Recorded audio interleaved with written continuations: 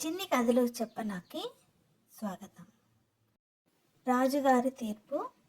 ఒక చిన్న కథ. అవంతిపురానికి విజయేంద్రవర్మ రాజుగా ఉండేవారు. ఆ రాజ్యంలో ప్రజలందరూ సుఖంగా ఉండేవారు. ఎందుకంటే విజయేంద్రవర్మ ప్రజల్ని చక్కగా చూసుకునేవాడు. ప్రజల అవసరాలు దగ్గరుండి చూసుకొని తీర్చేవాడు. ఆ రాజ్యంలో రాము, సోము అని ఇద్దరు స్నేహితులు ఉండేవారు.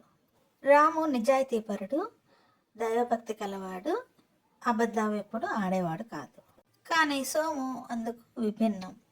సోముకి ధనాశ ఎక్కువ, అలాగే అసత్యాలు కూడా ఆడుతూ ఉంటాడు. ఒకసారి రాము సోము దగ్గర అవసరానికి కొంత పైకం తీసుకున్నాడు అప్పుగా. కొన్ని రోజులకు ఆ పైకాన్ని తిరిగిచ్చేశాడు రాము సోముకి.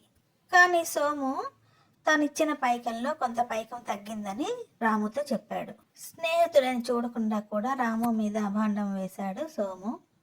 రాము ఎంత చెప్పినా వినలేదు సోము. అయితే రాము రాజుగారి దగ్గరికి తీర్పు కోసం వెళ్దామని చెప్పాడు. ఏమాత్రం బెదరకుండా సోము సరేనని చెప్పాడు. రాము, సోము ఇద్దరు కలిసి రాజుగారు విజయేంద్రవరం దగ్గరికి వెళ్ళారు తీర్పు కోసం. రాజుగారు ఇద్దరు చెప్పిన మాట విన్నారు.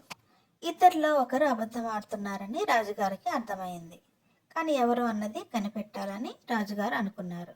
అప్పుగా ఇచ్చి తీసుకున్న నాణాలున్న పెట్టెను తీసుకున్నారు రాజుగారు. రాజుగారు రాముతో, సోముతో చెప్పారు, మీకు నాణాలు గల పెట్టెలను ఇస్తాను. మీ ఇళ్ళకి తీసుకొని వెళ్ళి రాత్రంతా ఉంచండి.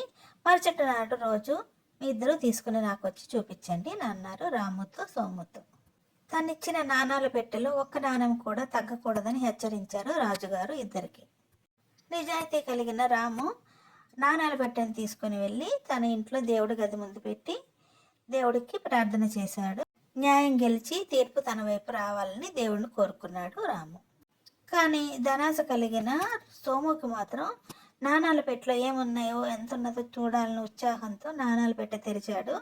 అందులో ఉన్న సొమ్మును చూసి కొంత కాజేశాడు.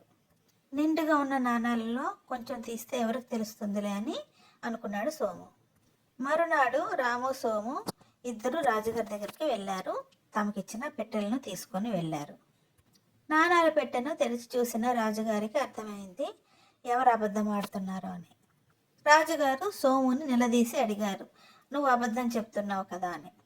సోము భయపడి తన తప్పును ఒప్పుకున్నాడు. రాజుగారి పెట్టెలోని నాణాల దొంగతనాన్ని, అలాగే రాముకి చేసిన మోసాన్ని కూడా ఒప్పుకున్నాడు సోము. రాము నిజాయితీకి మెచ్చి రాజుగారు కొంత డబ్బుని బహుమతిగా ఇచ్చాడు.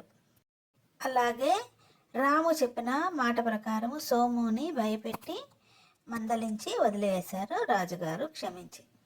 నిజం ఎప్పుడు కూడా అబద్ధాన్ని జయిస్తుంది. ఇలాంటి చిన్ని కథల కోసం do like, share and subscribe my channel చిన్ని కథలు చెప్పనా.